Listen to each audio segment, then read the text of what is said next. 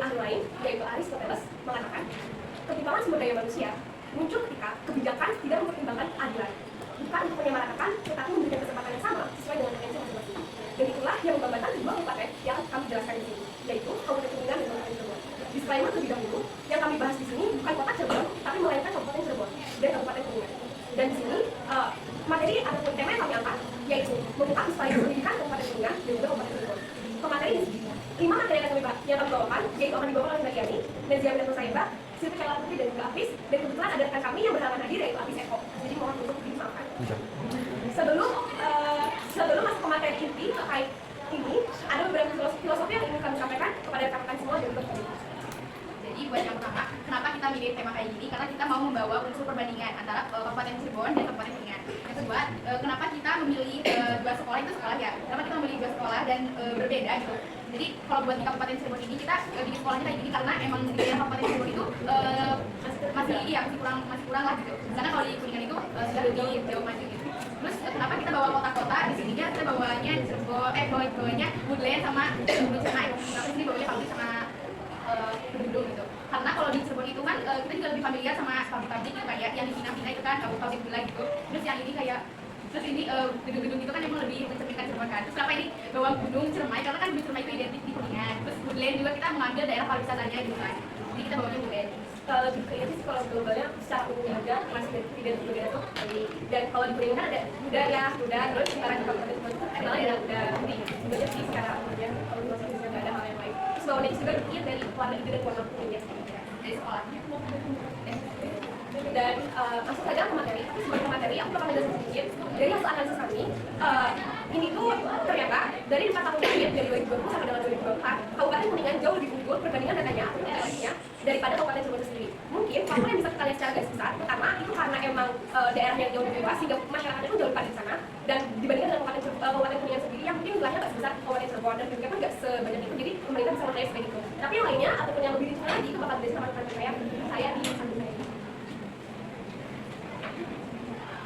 Oke, di sini aku bakal bahas siapa aja sih yang terpengaruh di rata-rata lama sekolah antara perbandingan Kabupaten Cirebon dan Kabupaten Kuningan ini. Yang pertama yang paling terpengaruh itu ada pengunjung yang usianya berkisar 15 tahun ke atas, terutama pada generasi muda yang usianya itu 15 tahun hingga 24 tahun. Yang dimana mereka itu masih menempuh pendidikan ataupun baru menyelesaikan pendidikannya. Mereka ini diibaratkan sebagai fondasi masa depan untuk menentukan kualitas pendidikan di suatu daerah tersebut. Dan yang kedua, pemerintah daerah. Kenapa pemerintah daerah itu terpengaruh? Karena di data ini itu menjadi bahan penting dalam menyusun arah kebijakan pembangunan sumber daya manusia untuk menjadi lebih lanjut. Dan pemerintah ini berperan layaknya sebagai penuntun jalan atau penuntun arah kebijakan yang perlu memastikan setiap warganya ini mendapatkan kesempatan belajar yang sama dan juga tidak tertinggal dalam perjalanan kemajuannya. Dan yang ketiga itu ada beberapa kelompok masyarakat juga yang terpengaruh. Yang pertama itu masyarakat yang di pedesaan atau juga di beberapa pelosok yang mungkin di sana karena akses pendidikan yang jauh, jarak antara sekolah dan juga rumahnya. Dan yang kedua itu ada masyarakat yang kurang mampu. Yang ketiga itu perempuan. Nah di sini perempuan itu kenapa bisa terpengaruh juga karena ada beberapa faktor. Yang pertama itu ada faktor norma sosial dan budaya. Yang di sini masih banyak yang beranggapan bahwa pendidikan anak laki-laki ini biasanya lebih diprioritaskan dibanding anak perempuan. Anak perempuan ini biasanya lebih didorong untuk membantu pekerjaan rumah tangganya ataupun juga biasanya didorong untuk menikah. Biasanya budayanya itu melekat ada sekarang itu melekat dari selanjutnya yang terakhir itu pekerja anak. Pekerja anak ini juga memiliki risiko lebih tinggi untuk rata-rata lama sekolahnya yang rendah karena faktor ekonomi mungkin juga faktor kesadaran orang tuanya. Yang dimana orang tua itu lebih beranggapan bahwa pendidikan itu tidak terlalu penting, jadi lebih harus menghasilkan kerja untuk penghasilan, membantu penghasilan keluarganya yang sedang terhambat. Selanjutnya, di mana perbedaan itu terlihat? Perbedaan terlihat di tingkat kabupaten. Kuningan lebih unggul tipis dibandingkan Kabupaten Cirebon. Berdasarkan data rata-rata lama sekolah pada tahun 2020, Kabupaten Cirebon memiliki angka 6,92, sedangkan Kabupaten Kuningan dengan angka 7,57. Pada tahun 2021, Kabupaten Cirebon memiliki angka 7,10, sedangkan Kabupaten Kuningan 7,80. Pada tahun 2022, Kabupaten Cirebon memiliki angka 7,40, sedangkan Kabupaten Kuningan memiliki angka 7,88. Pada tahun 2023, Kabupaten Cirebon memiliki angka 7,64, sedangkan Kabupaten Kuningan memiliki angka 7,89. Pada tahun 2024, Kabupaten Cirebon memiliki angka 7,65, sedangkan Kabupaten Kuningan memiliki angka 7,11. terlihat tipis perbedaannya, tapi tetap yang gambarnya kalau emang meningkat itu Kuningan ini jauh lebih unggul daripada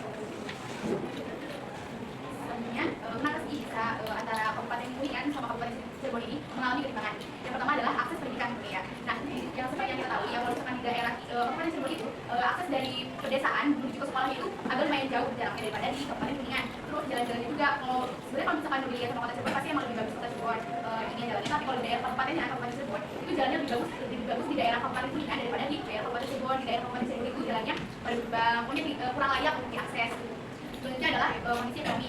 Nah, biasanya itu di daerah Kabupaten Cirebon itu masih kondisi ekonomi itu berkekurangan, sehingga banyak anak-anak yang lebih beresiko buat ke sekolah. Terus selanjutnya adalah kesempatan kerja. Nah, kesempatan kerja di Kabupaten Cirebon ini kan lebih luas ya, karena ya banyak pabrik-pabrikan itu. Tapi lebih luas juga dibuka untuk remaja, karena ya tadi sekolah kan. Terus kebijakan pemerintah. Nah, di Kabupaten Kuningan ini kebijakan pemerintah itu lebih lebih mendukung masyarakat yang untuk sekolah lebih lanjut. Sedangkan di Kabupaten Cirebon itu agak sedikit kurang mendorong untuk warganya sekolah lebih lanjut. Terus ada budaya dan kesadaran ini yang paling penting. Nah, karena siklusnya udah betul-betul itu aja, jadi kayak mereka sekolah cuma sampai SD atau cuma sampai SMP doang, dan mereka harus lanjut kerja, dan itu pun singkat kesulitan segitu aja. Nah, ini deh karena mindset mereka kebanyakan orang mikir gini, ngapain buang-buang uang buat sekolah, lebih baik cari kerja dapat uang daripada harus buang-buang uang buat belajar gitu, buat sekolah. Jadi mereka lebih milih untuk ya udah mending cari kerja aja supaya mereka menghasilkan uang. Oke, di sini aku bakal ngejelasin solusi meningkatkan rata-rata sekolah. Nah, di sini ada 6 poin. Langsung aja aku jelasin poin pertama atau solusi yang pertama yaitu meningkatkan akses pendidikan menengah. Nah, misalnya dengan membangun dan memperbaiki sekolah-sekolah murid SMP, murid SMA yang berada di desa terpencil agar jarak itu terlalu jauh dari rumah ke sekolah dan menyediakan bus gratis untuk anak-anak yang berada di desa. Selanjutnya ada poin yang kedua yaitu bantuan ekonomi dan bantuan tepat sasaran. Misalnya menyediakan beasiswa itu bukan cuma dari program pusat aja tapi juga dari program daerah dari dana APBD. Dan selain itu juga memberikan subsidi atau memberikan bantuan berupa alat tulis, seragam dan kuota internet untuk keluarga yang kurang mampu. Dan ajak perusahaan lokal agar dapat bisa membantu biaya pendidikan untuk anak yang berprestasi agar dapat dari keluarga yang kurang mampu gitu. Selanjutnya, poin yang ketiga yaitu tingkatkan kualitas dan penggunaan sekolah.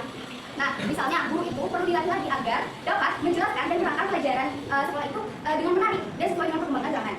Selain itu juga, sekolah itu harus bisa menyesuaikan kurikulum sesuai dengan potensi daerah masing-masing, seperti pariwisatanya dan UMKM-nya. Dan menjalin kerjasama dengan SMK atau industri lain agar siswa itu kayak bisa merasakan apa sih manfaatnya sekolah itu untuk masa depan mereka. Selanjutnya, poin yang keempat yaitu meningkatkan kesadaran masyarakat tentang pentingnya pendidikan. Nah, ini juga udah dibahas tadi oleh Sylvie dan Meli bahwa ya masih banyak masyarakat itu yang memang belum sadar akan pentingnya pendidikan gitu. Dan dan satunya itu orang tua itu masih menganggap bahwa ya udah pendidikan itu cukup sampai SD aja gitu. Kayak apalagi cewek itu kalian juga di sini banyak ngedengerin kayak ngapain sih cewek itu belajar tinggi-tinggi, kita ujung-ujungnya juga di dapur gitu. Dan itu salah besar ya. Nah, itu perlu adanya edukasi yaitu dengan menjalankan program orang tua peduli dengan pendidikan. Ya itu caranya dengan bersosialisasi di masjid atau di Karang Taruna dan mengadakan festival pendidikan agar menambah semangat untuk siswa-siswa itu giat lagi untuk belajar gitu. Dan yang kelima yaitu penggunaan teknologi pendidikan. Nah, misalnya buat platform belajar online untuk siswa-siswa yang emang jarak itu jauh dari rumah ke sekolah gitu. Selain itu juga, guru dan siswa itu harus selalu berlatih agar dapat agar dapat memanfaatkan atau menggunakan teknologi itu secara baik. Selain itu juga, ajak kampus atau startup edukasi agar dapat bisa membantu digitalisasi sekolah. Dan yang poin terakhir yaitu melakukan pemantauan dan evaluasi rutin. Nah, misalnya yaitu melakukan pemetaan tahunan agar untuk tahu daerah mana aja sih yang masih rendah rata-rata lama sekolahnya dan buat survei apa sih yang menyebabkan anak-anak itu putus sekolah. Nah, sebenarnya kesimpulan dari aku itu ada dua aspek sih ya, yaitu dari masyarakat sendiri dan dari pemerintah. Nah, itu nggak bisa nyalahin dari salah satunya aja, misalkan pemerintahnya aja yang salah gini. Nah, itu nggak bisa. Jadi kita tuh harus seimbang antara pemerintah dan antara masyarakatnya gitu. Misalkan pemerintah yang memberikan fasilitas dengan baik, yang tadi memberikan beasiswa atau membangun sekolah yang lebih baik lainnya gitu. Nah, dari masyarakat juga harus ada kesadaran, ada kemampuan untuk bersekolah.